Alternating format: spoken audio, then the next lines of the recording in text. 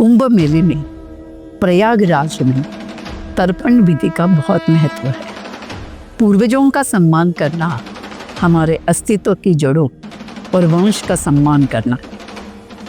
प्रयागराज का त्रिवेणी संगम, जहाँ गंगा, यमुना और अदृश्य सरस्वती का पवित्र मिलन होता है, संपूर्ण सृष्टि में सबसे पावन स्थल प्रयागराज को माना जाता है। कुंभ मेले में इस स्थल पर स्नान के साथ तर्पण विधि करना हमारे जीवन में आध्यात्मिक शक्ति और शांति का संचार कराता है। यह विधि केवल एक अनुष्ठान नहीं, बल्कि पूर्वजों के प्रति हमारी कृतज्ञता और सम्मान का एक माध्यम है। यह स्नान और तर्पण से न केवल पितरों की आत्मा को शांति मिलती है, बल्कि परिवार में सुख, समृद्धि और उन्नति का भी मार्ग प्रशस्त होता है। तर्पण विधि हमारे पितरों के लिए एक श्रद्धांजलि है। यह हमें अपने वंश की जड़ों से जोड़ता है और हमें यह सिखाता है कि हम जो कुछ भी हैं, अपने पूर्वजों के आशीर्वाद और उनके कर्मों का परिणाम है। तो इसके प्रमुख लाभ क्या है? पितृदोष का निवारण। जीवन में जो कठिनाइयाँ और बाधाएं पितृदोष के कारण आती हैं, उनका समाधान तर्पण विधि से संभव है। इससे आध्यात्मिक शुद्धि होती है, पितरों के आशीर्वाद की प्राप्ति होती है और मोक्ष का मार्ग हिंदू धर्म में माना जाता है कि तर्पण विधि से पितरों को मोक्ष की प्राप्ति होती है। यह विधि उनके आत्मा को पुनर्जन्म के चक्र से मुक्त करती है और उन्हें शाश्वत शांति प्रदान करती है। इससे हमारे जीवन में सकारात्मक ऊर्जा का प्रवाह होता है। आओ, श्रद्धा और परंपरा के इस संगम में अपने पूर्वजों को सम्मानित करें और उनके आशीर्वाद से अपने जीवन को समृद्ध बनाएं। आए चले कुंभ मेला प्रयाग में।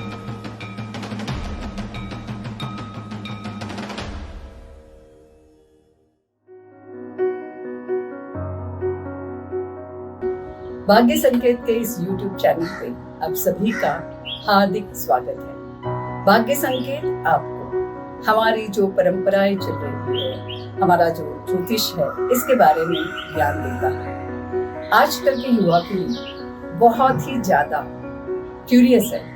वो जानना चाहती है हर एक के पीछे क्या महत्व है, क्या वैदिक परंपरा है।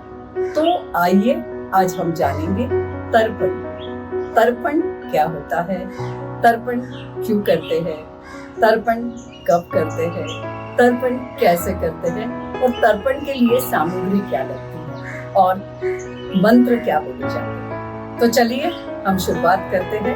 हम आपको दिखा देते हैं तर्पण। देखो, तर्पण क्या है?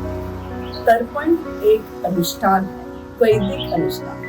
तर्पण शब्द संस्कृत से आया है और उसका शब्द है तृप्त यानी आप जानते हैं तृप्त होना, तृप्ति, संतुष्ट। तो शब्द ही बताता है कि तर्पण हम करते हैं हमारे पितरों के शांति के लिए, उनके लिए ही करते हैं। क्यों करते हैं आप पूछोगे ना? तो हम इसलिए करते हैं कि जाने अनजाने या जानबूझकर हमने हमारे पितरों को कभी दुखाया तो नहीं, कभी ऐसा तो कुछ कर नहीं दिया जिससे उनको तकलीफ हुई, तो क्षमा याचना के लिए तर्पण करते हैं। कृतज्ञता के लिए भी तर्पण करते हैं। आज यदि हम यहाँ इस धरा पर है तो हम लोग क्यों आए हैं? उनके कारण ही आए हैं। तो हम उनकी कृतज्ञता व्यक्त करते हैं। आपको पता है, तर्पण आदर दर्शाता है, तर्पण हमारा अंदर का भाव दर्शाता है, तर्पण उनकी यादें दर्शाता है और तर्पण करने से आपके समृद्धि के लिए, आपके सुख शांति के लिए और आपके अच्छी आरोग्य के लिए आपको आपके पिताजी आशीर्वाद देते हैं। तो ये तर्पण तो आप ही के लिए हुआ। क्षमा हो गई, कृतज्ञता हो गई, आशीर्वाद भी मिल गया। तर्पण कब करते हैं? तर्पण हमेशा श्राद्ध पक्ष में किया जाता है। ये श्राद्ध पक्ष कब आता है? कभी सितंबर, कभी अक्टूबर। बराबर अनंत चतुर्दशी के दूसरे दिन पूर्णिमा होती है और फिर प्रतिपदा यानी श्राद्ध पक्ष शुरू होता है। और नवरात्र के पहले दिन पितृ अमावस्या होती है, उस दिन ये खत्म होता है। तो इन 15 दिनों में आप तर्पण करते हैं। अब तर्पण कब किया जाता है, यानी कौन से दिन 15 दिनों में, आपको सवाल होगा। तो जिस दिन आपके पिताजी यानी आपके माता है, आपके पिता है, आपके दादाजी है, आपके ससुर जी है, आपकी सास है, जो भी आपको छोड़ के चले गए, शांत हो गए, उस दिन तारीख को, जो तिथि थी, उस तिथि को इस 15 दिन में आप तर्पण कर सकते हैं। जैसे मेरे पिता ससुर यानी मेरे पति के पिताश्री कब शांत हुए? प्रथमा के दिन। तो पहले दिन यानी हम लोग पहले दिन ही उनका श्राद्ध करेंगे। मेरे पिताजी के पिताजी यानी मेरे पति के दादाजी, इनका मृत्यु चतुर्थी को हुआ, तो हम इनका श्राद्ध चतुर्थी को करते हैं। तो इस प्रकार से अब आप पूछोगे आपको तिथि नहीं पता नहीं, तो क्या करें? यदि आपको तिथि पता नहीं, कोई बात नहीं, सर्वपितृ अमावस्या यानी जो आखिरी दिन होता है ना, उस दिन आप इस तर्पण को कर सकते हैं। तो अब आपको पता चला तर्पण क्यों करते हैं, कैसे करते हैं, मैं आपको दिखाने वाली हूँ। तो आइए तर्पण की सामग्री को जानिए। जब भी आप तर्पण करोगे तो आपके पास क्या सामग्री होना चाहिए? तो ये देखिए, आपके पास काले तिल, उसके बाद जब हम जिसको कहते हैं, जिसके छिलके नहीं निकालते, इसको सातु भी कहा जाता है। फिर अक्षत यानी आखे चावल, फिर चंदन की पाउडर, चंदन जो शुद्ध करती है, उसके बाद सुगंधित फूल, उसके बाद गंगा जल होता है जो मैंने इसमें निकाल लिया है, और फिर जल होता है। तो इस प्रकार से ये तर्पण की सामग्री बन गई। तर्पण करते वक्त कौन से दिशा में आपका मुंह चाहिए, ये भी आपके मन में सवाल है।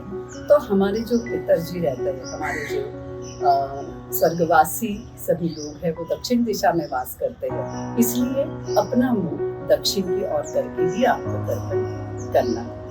अब हमें क्या करना है? अब ये देखिए, ये कलश है, यहाँ पे तुलसी है। तुलसी तो आप सभी जानते हैं, जैसे ये आरोग्य का प्रतीक है, उसी प्रकार से तुलसी भी शुद्ध करती है।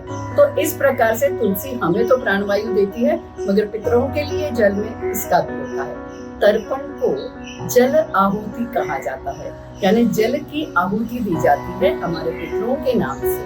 और इसके लिए आपको क्या होना पता है? आपका गोत्र पता होना चाहिए। कोई बात नहीं यदि आपको गोत्र पता नहीं है, जैसे मैं राठी हूँ, मेरा गोत्र कपिलांश है, मेरे पहला नाम तोष्णीवाल था, मेरा गोत्र कौशिक था।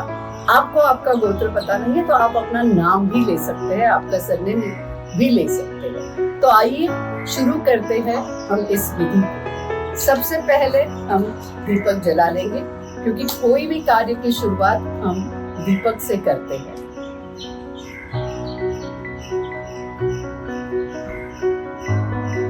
इस दीपक को हमने जला दिया। अगरबत्ती और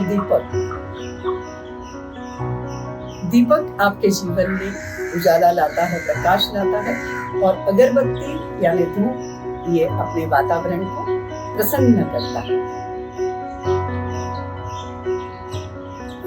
इस प्रकार से हमारा वातावरण प्रसन्न हो गया है। अब हमें कोई भी कार्य की शुरुआत हमेशा गणेश मंत्र से करनी चाहिए। तो आइए हम गणेश मंत्र कहते हैं। गणेश जी का ध्यान कीजिए। वक्रतुंड महाकाय सूर्यकोटि समप्रभं निर्विघ्नं कुरु मे देवा सर्वकार्येषु सर्वदा। गणपति का ध्यान होने के बाद एक लंबी गहरी सांस लीजिए, लंबी गहरी सांस छोड़िए और अपने पितरों को याद कीजिए जो आज हमारे साथ नहीं हैं, जो हमें छोड़ के चले गए हैं। उनकी यादें हम इस तर्पण से करते हैं और उनकी आशीर्वचन की कामना करते हैं। अब सबसे पहले आपको संकल्प करना है। संकल्प हमेशा की तरह कोई भी कार्य की शुरुआत हम संकल्प से करते हैं। इसमें हमने अक्षत और काले तिल डाल दिए हैं।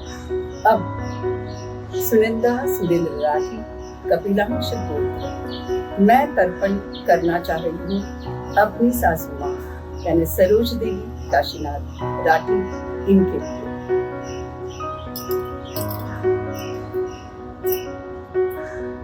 अब आपके मन में सवाल आ रहा है, तर्पण कौन कर सकता है? क्या लड़कियां, स्त्रियां तर्पण कर सकती है? तर्पण करने का अधिकार वेदों ने, हमारे धर्म ने तो बड़े पुत्र को दिया। बड़ा पुत्र कहीं बाहर गया है तो उसका छोटा भाई कर सकता है, घर का बेटा कर सकता है, घर का पोता कर सकता है। और आजकल तो आप जानते हैं, इस आधुनिक युग में लड़कियां पिताजी को अग्नि भी देती है, तो तर्पण भी वो कर सकती है। आइए अब हम तर्पण की शुरुआत करते हैं। ये हमारा जल कुंभ है। अब इस जल को हमें शुद्ध करना है। जल को शुद्ध करने के पहले हम कुंभ को अधिकों को लगा रहे हैं।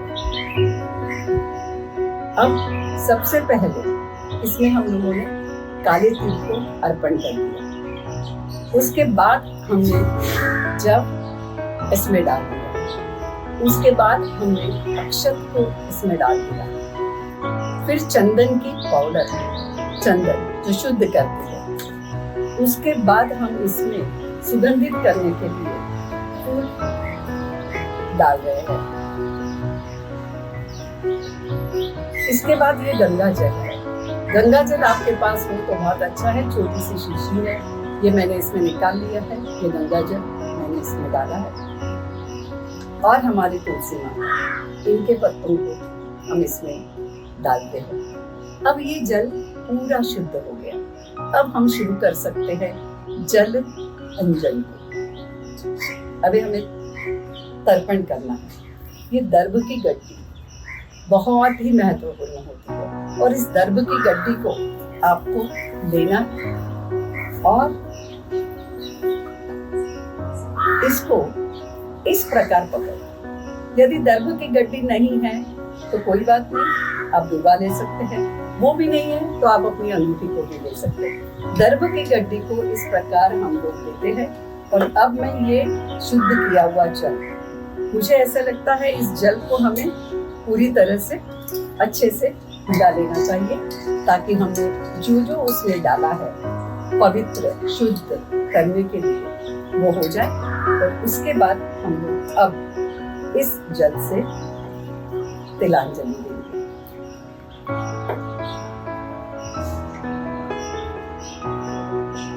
ये तिलांजलि देते वक्त आप जिसके लिए कर रहे हो इसका नाम आप लेंगे और इस प्रकार हाथ में इस जल को लेके अब इस जल को इस प्रकार छोड़ेंगे। समझ में आ रहा है? इसको 3 बार छोड़ना है। सुनिंदा सुरेंद्र राठी अपनी माता सरोज देवी राठी 12 यानी द्वादशी मातृभूमि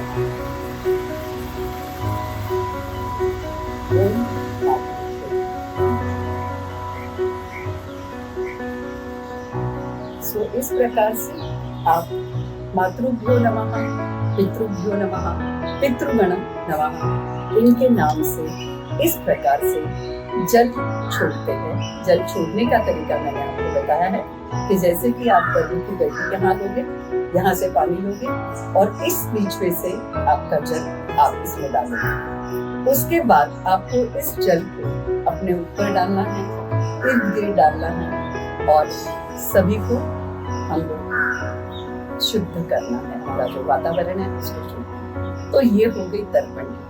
कितनी छोटी सी है और कितनी कम सामग्री लगती है। फिर भी आजकल युवा कहते हैं क्या करना है, पिताजी को शांत करते हैं। जैसे ही शरीर से आत्मा अलग हो गया वो चले गए। नहीं, ध्यान कीजिए, आज माता पिता जिन्होंने हमें प्यार दिया, हमें बढ़ाया, हमें लाया, वो क्या चाहते हैं? उनका परिवार एकत्रित आए और साथ में रहे। और इसी के लिए ये श्राद्ध किया जाता है।